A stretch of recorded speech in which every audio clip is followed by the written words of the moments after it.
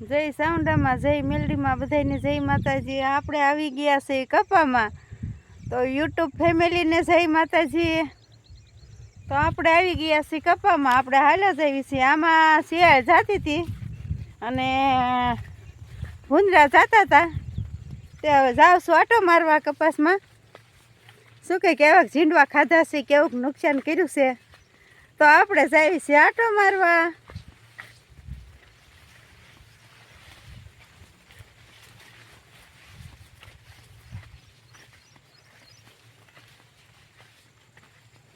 તો આવડો આવડો કપાસ થઈ ગયો છે।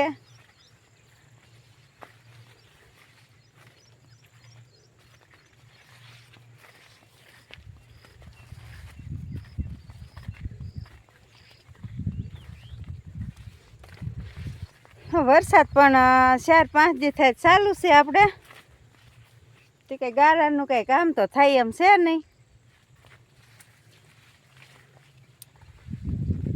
તો શિયાળ તો આમ ભાગી ગઈ છે, ભૂંદરા ઓલપા વી ગયા છે, તો હવે એની પાસે આવવું પડશે, તગડવા તો પડશે, નકર તો કોક ઝીંડવા હું વરસાદે રહેવા દીધા છે એ ખાઈ જાય છે।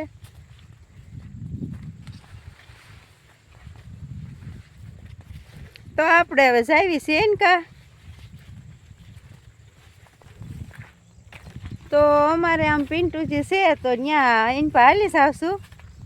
જો આપણે પણ સામે કપામાં શિયાળ ઊભી છે, દેખાવશો મિત્રો? કોઈ ભાળો શિયાળને જો ઉપડી, જરે જરે એ શિયાળ છે કપાસમાં।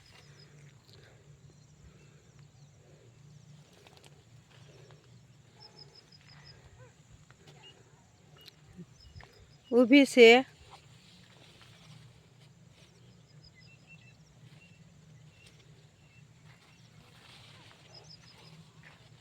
જો સામે રે, જો ભાગી।